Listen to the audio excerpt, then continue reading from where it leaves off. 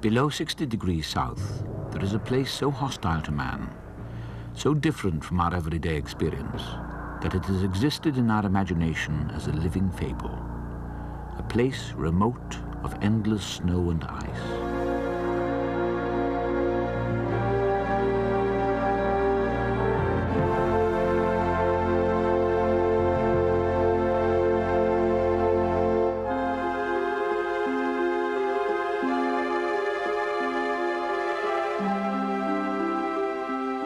This continent, Antarctica, is the size of India and China together. It is the highest, the windiest, and the coldest place on Earth. If its great ice cap were ever to melt, the major cities of the world would be drowned. The cap covers mountains twice the height of the Alps, with snow and ice 300,000 years old.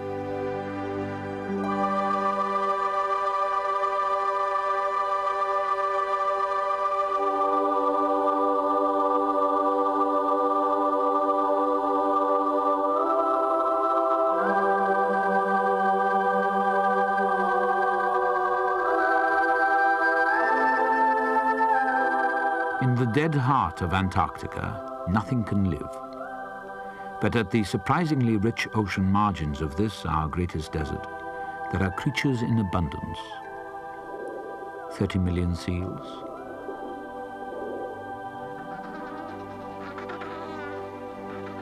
100 million penguins,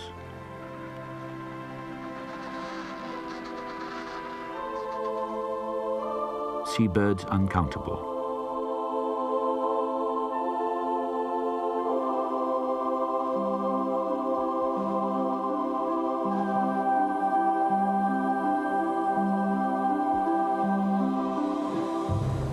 And an ocean so rich in life as to be the most productive on Earth, home of the greatest living creature, the blue whale. But this abundance is based on an ecology so fragile that if one link of the food chain were destroyed, the result could be disaster.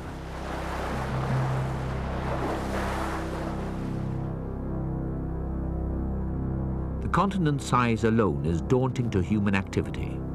When placed over the map of Europe, the Antarctic dwarfs the familiar outlines of the countries. It would stretch from Oslo to the Sahara, from Barcelona to the Black Sea.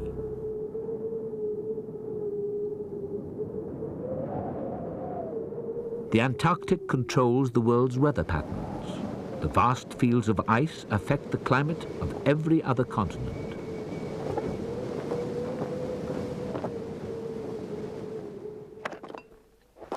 A few hundred scientists a year peck at the edges of our Antarctic knowledge, sometimes in conditions hauntingly similar to those of the heroic age of Antarctic exploration, which has given us some of our most potent symbols of courage.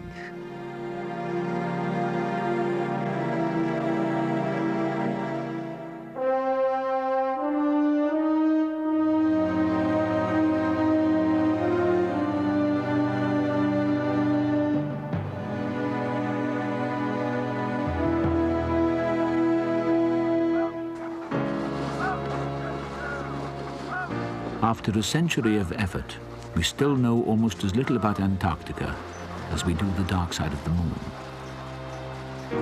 The continent was once a world apart, and the men who traveled there developed their own technology of dog and sledge and muscle to deal with its landscape.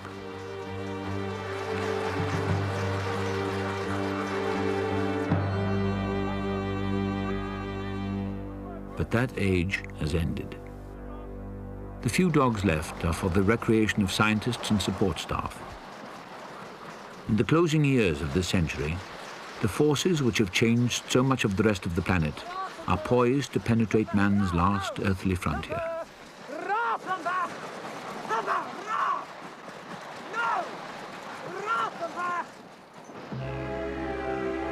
In the past decade, we have become aware of the fragility of our world. Industrial pollution has caused the clouds of acid rain which have blackened and destroyed forests across Europe and Scandinavia as surely as any fire.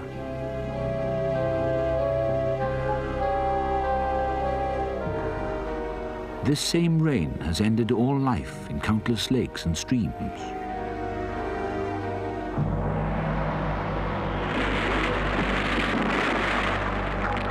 In the forests of the Amazon, a different, now familiar destruction.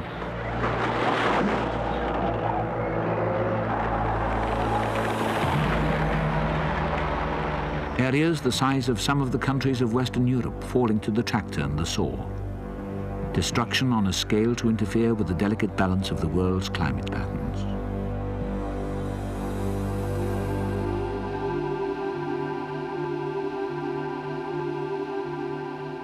So far, the Antarctic has remained outside the human scramble for resources. Relatively untouched, a continent to voyage to in the imagination, where everything is as nature intended.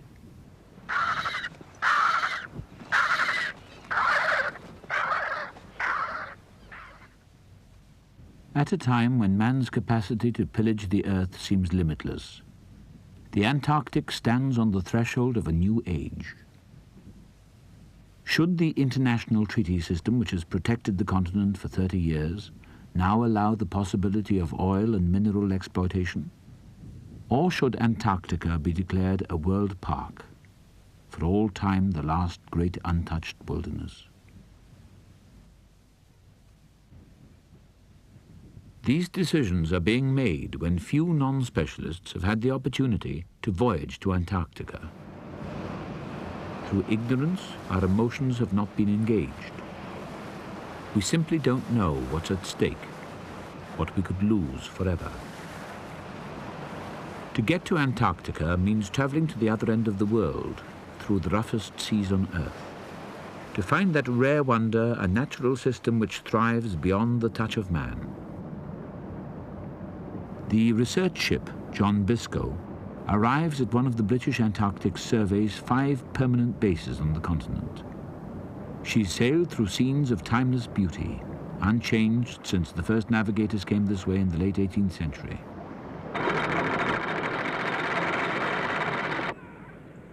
This is Cygne Island, west of the Antarctic Peninsula. The Biscoe is here to lift off the summer staff and leave behind a small wintering party for 7 months of isolation.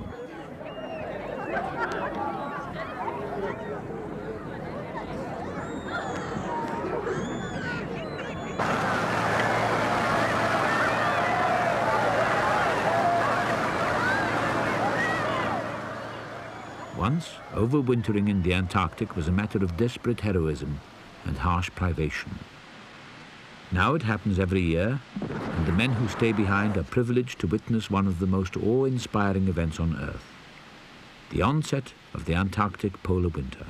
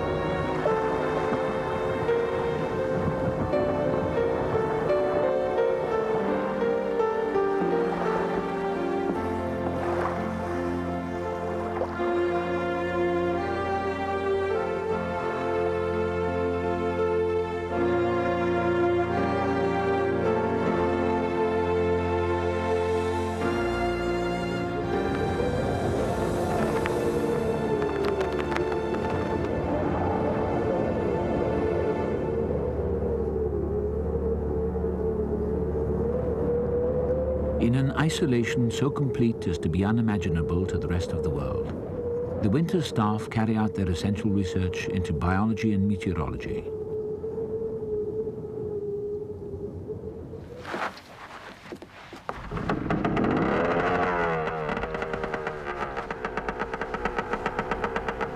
But part of their work takes them into a world of purest magic, under the ice of the frozen sea.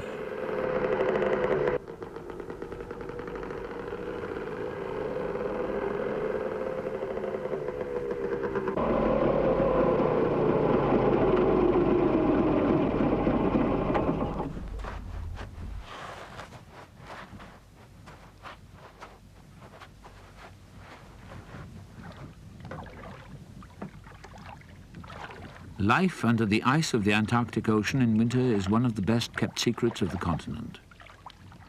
These divers are setting out for a visit not to a sterile place of frigid rock and lifeless water, but to a scene in unbelievable contrast to the stark world above.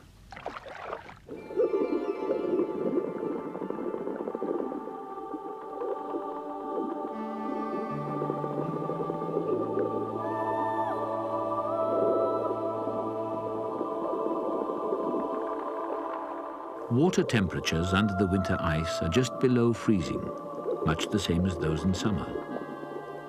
The real difference is that winter is the time of abundance and the water takes on a transparent clarity.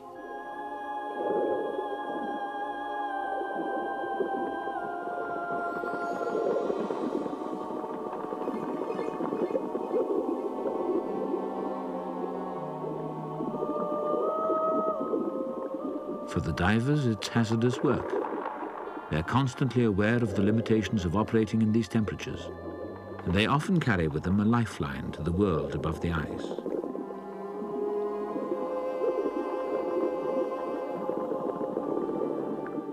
Many of the plants and animals of the Antarctic seabed have never been studied in any detail. The divers collect samples to take back to the laboratories at Sydney Base.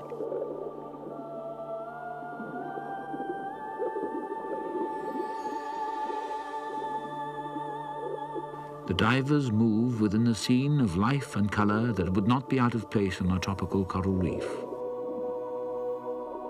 Anemones flourish. They and other creatures of this unknown and unspoilt world are the true native fauna of the Antarctic.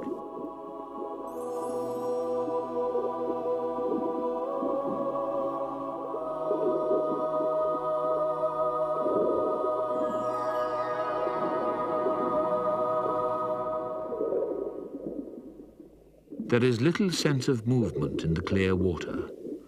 All is quiet and still. The ice above stops the restless surge and flow of warmer seas. This undersea environment is harsh and extreme, but life is thriving here, not simply hanging on at the edges of what is tolerable. The cold makes for slow growth and an extended lifespan. Sponges may live for several centuries.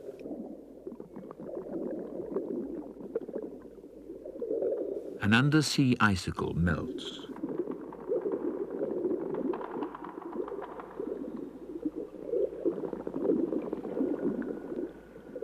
A sheltered rock face 10 meters down off Sydney Island. It is completely covered by encrusting anemones and sponges. Many of the species here have no common name and have never been seen in their natural surroundings by more than a handful of people in winter. The life cycle of these creatures is finely tuned to the short season when it is possible to feed and to grow. These remarkable colonies of creatures thrive in these conditions because the water is so cold. The low temperature means their metabolism is slower than similar animals in more temperate and open water. Therefore, their requirement for food is reduced.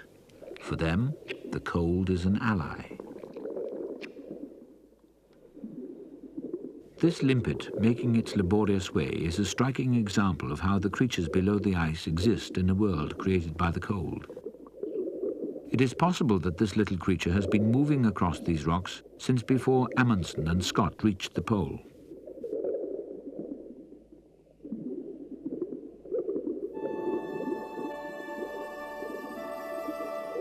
And sometimes under the ice, the feeling of being on another planet is overwhelming. Looming through the crystal water, flashing with the colors of the rainbow, these are Antarctic stenophores, traveling by the rippling of the cilia at their edges.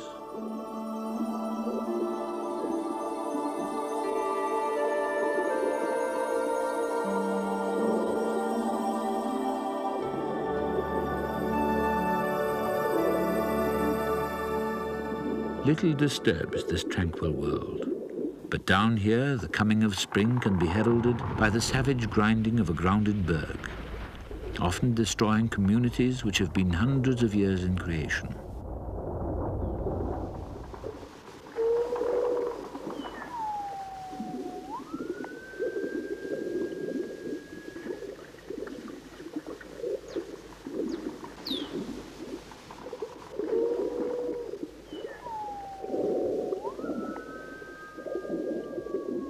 Long before there is any sign of spring on Cygne Island, the Weddell seals return to breed.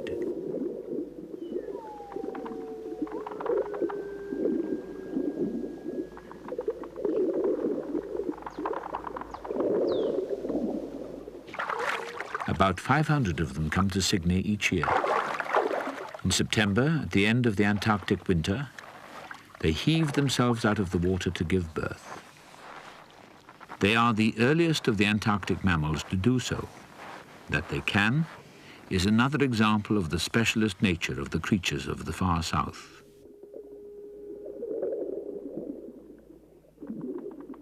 They succeed because they can keep their breathing holes open during the freezing weather of September and October by continually sawing at the edges with specially adapted teeth. Before any other Antarctic bird or mammal has returned to begin their own breeding season, the Weddell seal pups are already learning to swim and to catch fish.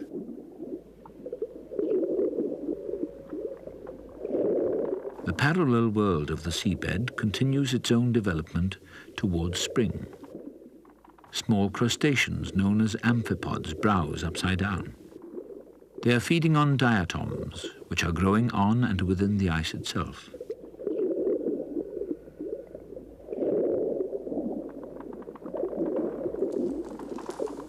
As isopods go, this one is a giant, inhabiting the area where ice scrapes the bottom. A giant that is, by the normal standards, outside the special conditions of the Antarctic. Here, things grow slower but bigger. But it is the fish which are the real wonder of the world below the ice. Some of them appear ghostly and transparent because their blood is white. It lacks the hemoglobin of creatures from warmer lands and waters. The blood of ordinary fish is similar to our blood and freezes at about -0.5 degree centigrade. This water gets colder than that. Many species which spend all their time in the coldest Antarctic waters have developed an antifreeze called glycoprotein in their blood. They do not freeze when cooled down to -2 degrees centigrade, or even when they come into direct contact with ice.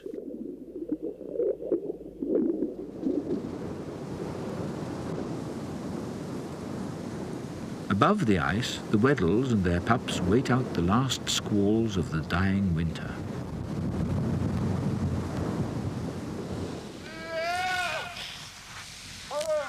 On Cygne, British scientists have been studying Weddells for 20 years or more. They found that they can give birth every year until they're at least 24 years old, starting as early as 2 years old. They tend to come back to the same place to have their pup.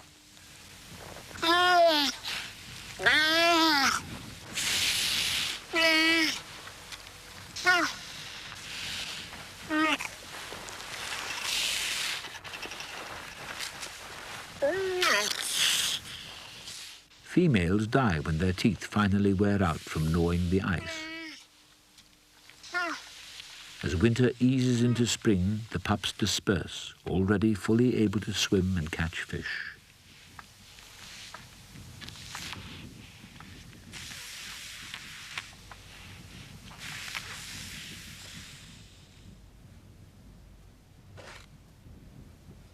When the Weddell pups have gone, the changing light, the slow thaw, and once again the sound of running water are the signs that spring has arrived.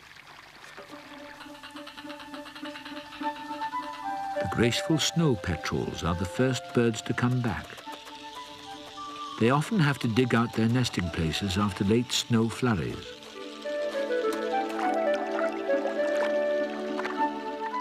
As the ice melts, the birds bathe in the newly released fresh water.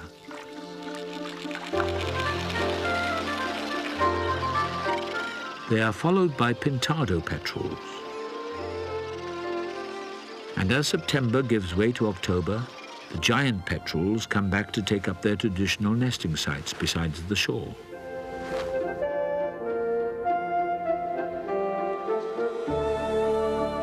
And finally, across the ice, flocks of penguins arrive. Adelies and gentoos to continue the cycle of countless years, hardly touched by the influence of man.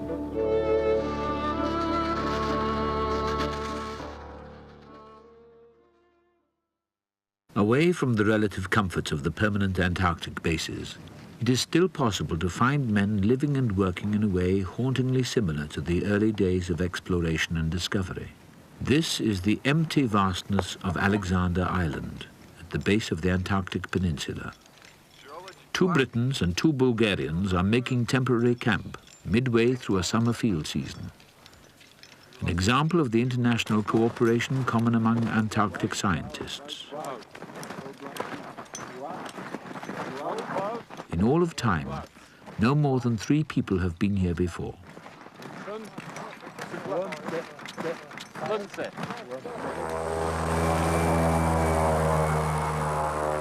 When the British Antarctic Survey aircraft leaves the party on the Nichols snowfield, they face their own company, working and travelling for 3 months.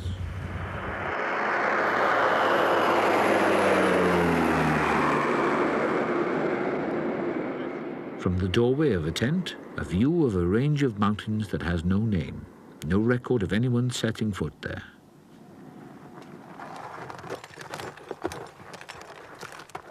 For the geologists, a chance to do new work. At best, these rocks have been glanced at before. This is a typical old couple, maybe. Yeah, not expanded lots there, isn't it? This is science for science's sake. A building up of a picture of how the Antarctic continent was created and what geological forces are at work here. You see, this is like shell. Yeah, right. Indeed. I think it's not It shell. is. But now, when results like these are published, it won't just be scientists who look at them, but economic geologists and mining engineers.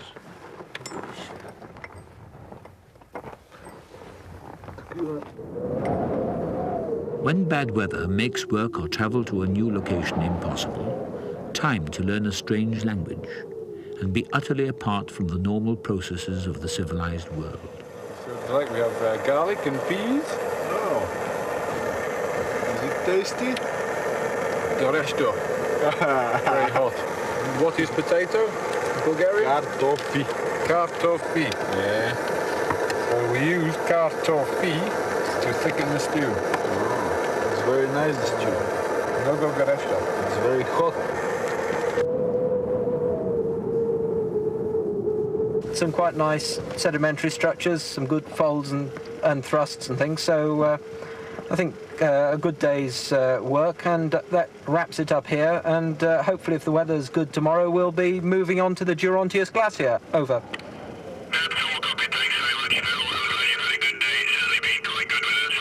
Okay, go on. An improvement in the weather can mean a 2-hour scramble to break camp and cross the 40 miles to the next destination. Phil, you better not to go in the end, yeah? I think so. Yeah, it's just closing up again. I think so. Just closing up. But just as quickly, the Antarctic closes in again. To move in these conditions when the snow is blowing or contrast is gone could literally mean disappearance from the face of the earth. From this morning onwards, the weather was clearing, especially in the direction we were going, over Tufts Pass, which goes up to about 4,000 feet, so we need 5 hours of clear weather, really. And then since deciding to go, and 2 hours getting ready to go, it is in fact closed up again. So overall, it's best not to go, just in case. So we'll now put the tent back up and have a cup of tea and wait till tomorrow.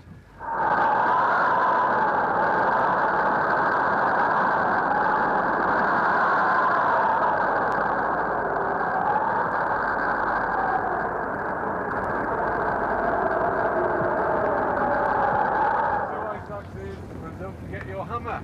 Oh. Even in the Antarctic, the wind stops eventually. Camp is broken, and the Nichols snowfield is left to itself. It will be many years before anyone passes this way again. This is perhaps the purest impact of man on the Antarctic environment. A hushed progress by a small party of professionals through the vastness, leaving the least of traces behind.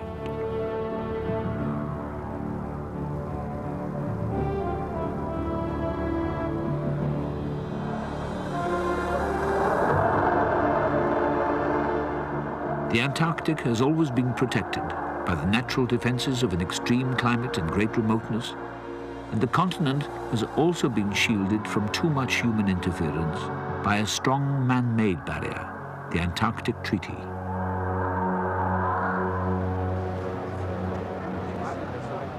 The representatives of 39 nations meet regularly to decide the future of a continent with no native population, the size of which dwarfs their own countries. Since 1960, this system has preserved the peace between nations in an area of the world which before then was being dragged steadily into conflict. And well before Glasnost brought a thaw to East-West relations, the two superpowers, America and Russia, were working together in the Antarctic. Under the treaty, all armed military activity is outlawed on the continent. There can be no nuclear installations, fishing is controlled, and the main purpose of human activity is the pursuit of science.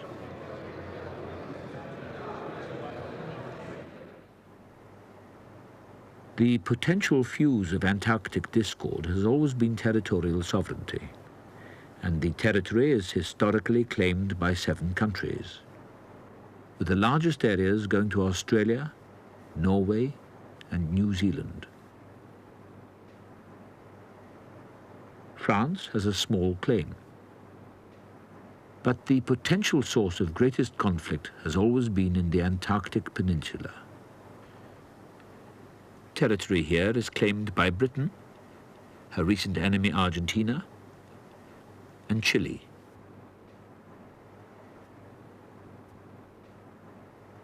These claims overlap, and it is the great beauty of the treaty system that since 1960, all claims have been effectively frozen, not recognized, but not denied.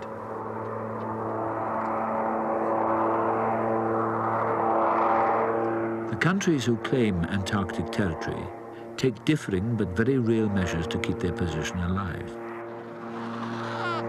In the disputed area of the peninsula, for example, the British Antarctic Survey has a high profile.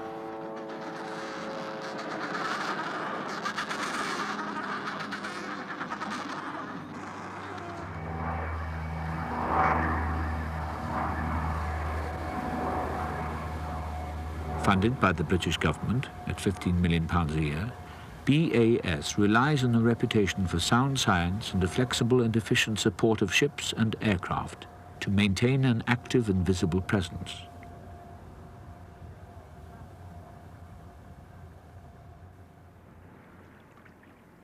The 5 permanent British bases are manned summer and winter and carry out a variety of internationally respected scientific programs. The large base at Rothera, near the foot of the peninsula, is used as a forward station to send field parties by air deeper into the Antarctic.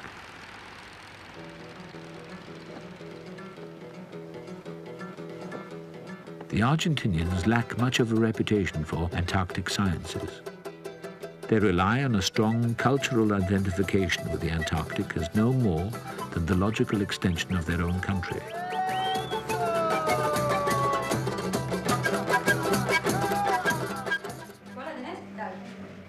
They have some bases manned by unarmed servicemen, but there is a strong emphasis in teaching Argentinian school children that the disputed section of the Antarctic is the sole property of Argentina.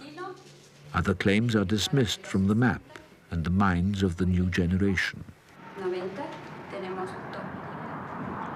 The other claimant of the disputed territory, Chile, also has bases manned by unarmed servicemen and a policy of total identification of the area with mainland Chile.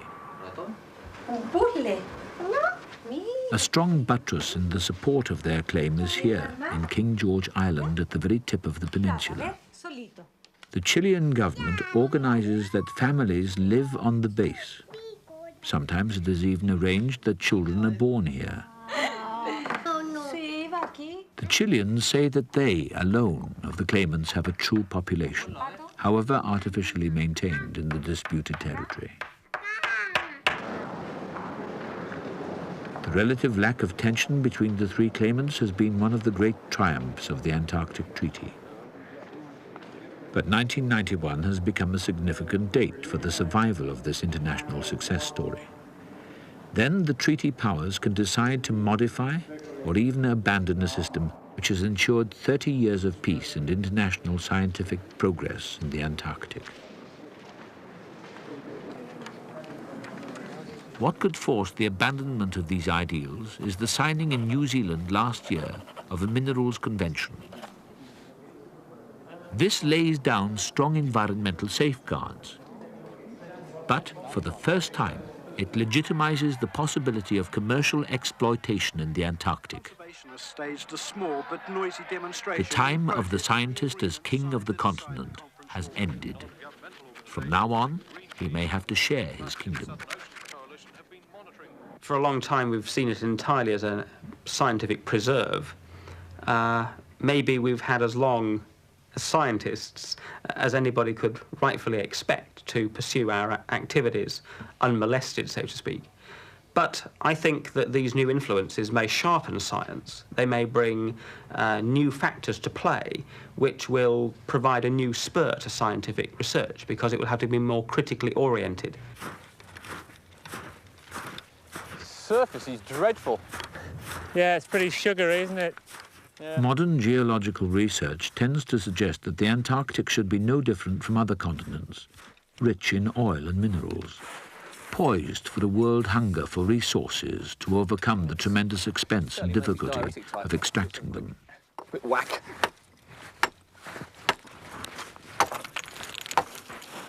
It's very tough, this stuff, actually. This British field party is not prospecting for exploitable minerals. They are following the entirely legitimate scientific process of cracking open the secrets of the continent. And by doing this, they also maintain the reality of the British claim over the area. But it is no accident that territorial claims in Antarctica are protected by research which increases our knowledge of the continent's resources.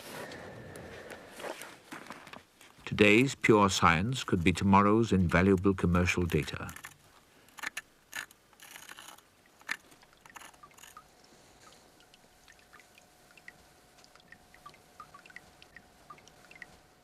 Many of those who know and love the Antarctic, like writer and filmmaker Edwin Mickleborough, see the despoilation of the continent as almost inevitable. It is a policy of governments and industry to look towards the Antarctic as a place of future exploitation, because it's the last area of the world to be exploited, and sooner or later we will run out of things elsewhere and we will exploit the Antarctic. It's a continuation of a process which has been going on for 200 years as European man has opened up the world, and the Antarctic represents the last, final chapter.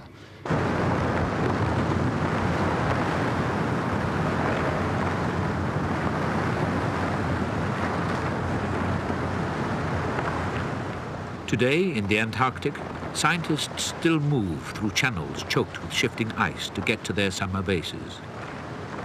On the surface, there is little hint of anything to justify pessimism about its future.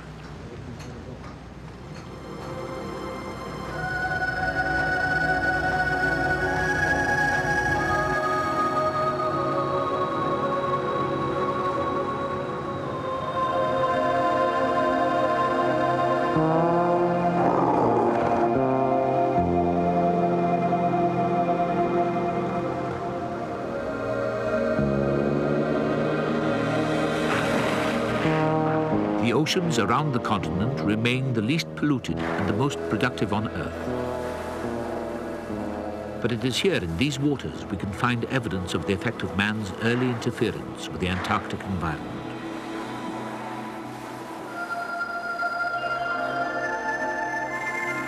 These seas provide one of the greatest natural wonders of the world, the Antarctic life cycle.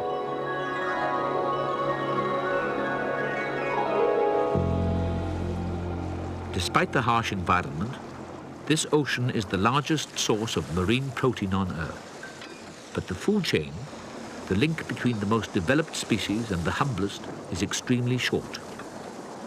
And at its heart is this 3-inch shrimp, the Antarctic krill. The krill exist in swarms of millions of tons, and no one yet knows their exact distribution or life pattern. But they are an important source of future protein for a hungry world. In more temperate waters, we take our food from some intermediate point in the chain.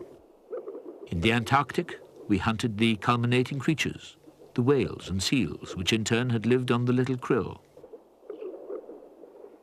To understand the krill is to understand the nature of the Antarctic seas. The British Antarctic Survey has a long-established research program into the biology and distribution of this key species. The survey's research ship samples krill stocks over a wide area of the Antarctic Ocean. Researchers now believe this shrimp has a total volume and weight of more than the whole human race, some 650 million tons. Samples from the ship are studied at the survey's field station on South Georgia. And it is these studies which have suggested that the life system of the Antarctic seas, centered on the krill, is one of the most efficient in the animal kingdom.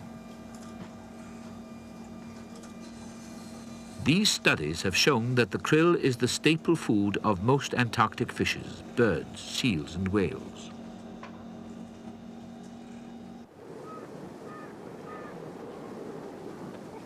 Bird Island, just off the tip of South Georgia, is a good place to see the relationship of the krill and the birds and seals of the Antarctic shoreline.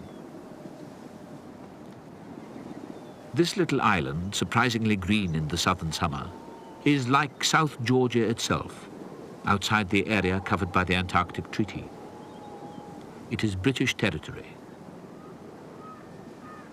But it is part of the Antarctic ecosystem.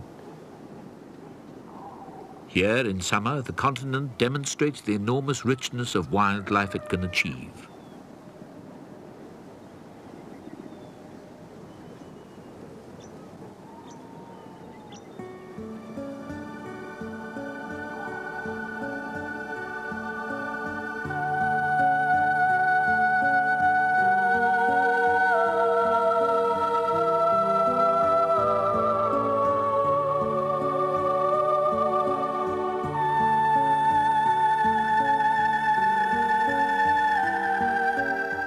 Wandering albatross, the greatest of the world's seabirds, has become a symbol of Antarctic wildlife, and it nests on Bird Island. The wanderer has a wingspan of 4 meters and a world population of no more than 20,000 pairs. They live on squid, which in turn live on the universal provider, krill. Could you lift him up a bit more, please? That's it. On Bird Island, there has been a 22% decline in the number of wandering albatrosses since the early 1960s. And they are still declining at the rate of 1% a year. The scientists have been unable to find a reason in the breeding grounds of Bird Island why the albatross numbers are falling. It now appears that young birds are simply not coming back to breed in the numbers they once did. No one can be certain why the young birds are dying. But in recent years, there has been an increasing number of birds found with fishing gear in their beaks, particularly hooks from squid catching boats. There has been a big increase in squid fishing in the Southern Ocean.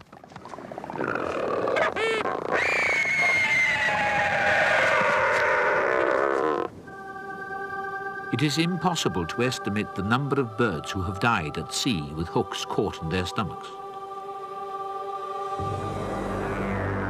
It's a problem that can only get worse. Fleets are descending on the Southern Ocean in increasing numbers in a scramble for the last great fishing grounds. The black stains on these Japanese boats is from the ink of 1 million squid.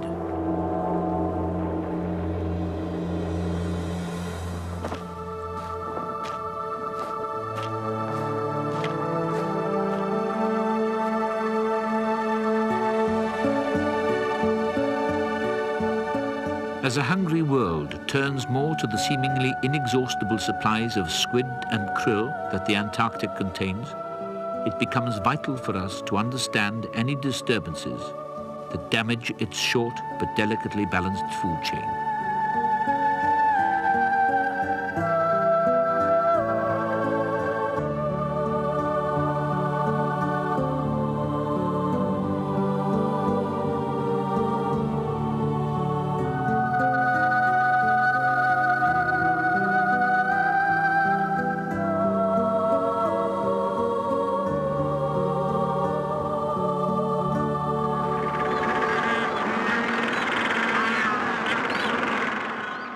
The great bird consumer of krill in the Antarctic, far greater than the albatross, is the macaroni penguin. The colony on Bird Island has about 250,000 macaronis. They nest on a wide, rocky slope rising out of the stormy sea.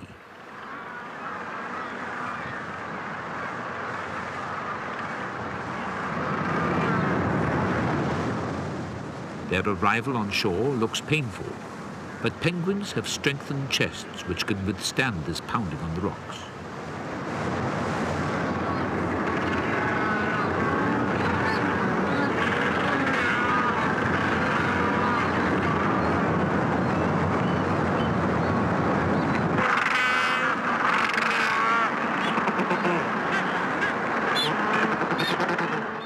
Each bird and each surviving chick may eat a kilo of krill a day. This means that this colony alone consumes upwards of 350 tons of krill every day.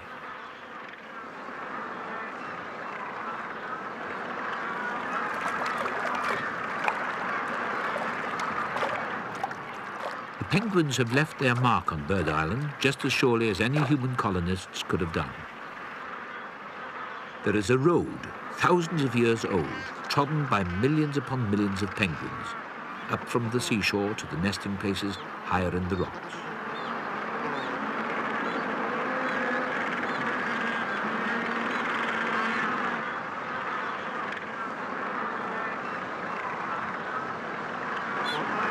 As the young penguins grow, their parents spend more and more time at sea, finding the necessary krill.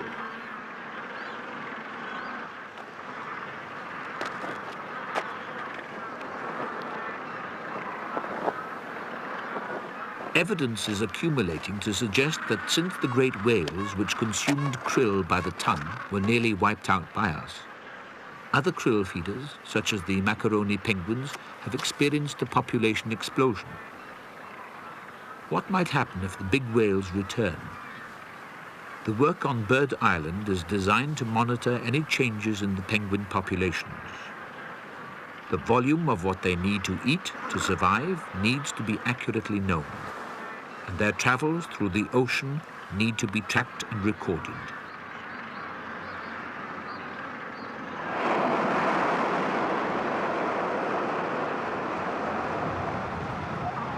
Even here, on the gentler fringes of the Antarctic, the summer weather can soon change for the worse. These are the other major inhabitants of this tiny section of the Antarctic perimeter, the fur seals. There are 2 million of them. A century ago, the fur seal was hunted almost to extinction. The last commercial catch was in South Georgia in 1907. It was imagined the fur seal was extinct, and no more was seen until a dozen pups were found on Bird Island in 1930.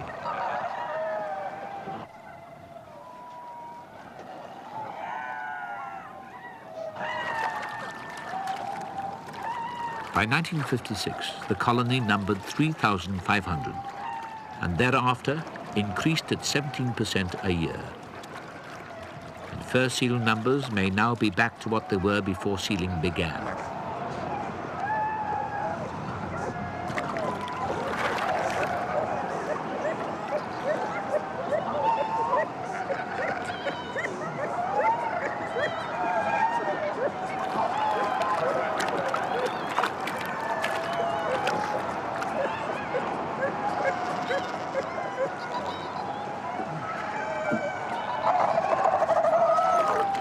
The breeding success of the fur seals is remarkable. When the pups are a week old, their mothers go off to sea to feed. When they return, they suckle their pups for 3 days. Their diet on Bird Island consists entirely of krill. There is evidently plenty available to them. The vast increase in their numbers is having an effect on Bird Island itself. As the beach becomes overcrowded, they push further up the slopes of tussock grass, wearing great sections of it away. A control area, fenced off by British scientists, shows what the island would be like if it wasn't for the growth in numbers of the seals. But what has allowed the seal population to grow is the availability of the krill uneaten by the generations of whales removed from the Antarctic scheme of things by man.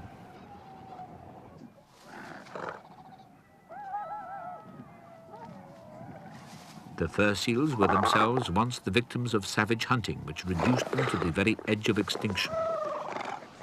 Abundant krill has enabled them to come back.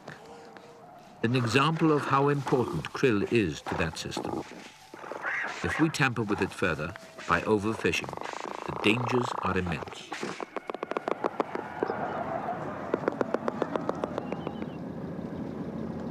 On land, the advance guard of the new age on the Antarctic continent has not been the mining engineer or the oilman. It is the international tourist. For the tourists, it's the ultimate adventure. Few people have swum in the hot waters of a still active volcano on an island in the Antarctic. But they represent an acceptance that the Antarctic is there to be tamed, even played with. I'm very much impressed with the wildlife here, which is absolutely magnificent. It's a pity that, of course, too many people will be coming here, but, you know, just to walk around, as we just did, among 500,000 penguins, like walking in the center of any large city, is a fantastic experience, which I certainly wouldn't want to miss. But I realize it's going to complicate things in the future for these islands. I personally think that it is most important to have some part of our polluted and overexploited planet left in its pristine condition. And I'm coming more and more to believe that Antarctica should be made into a world park within the framework of the existing Antarctic Treaty.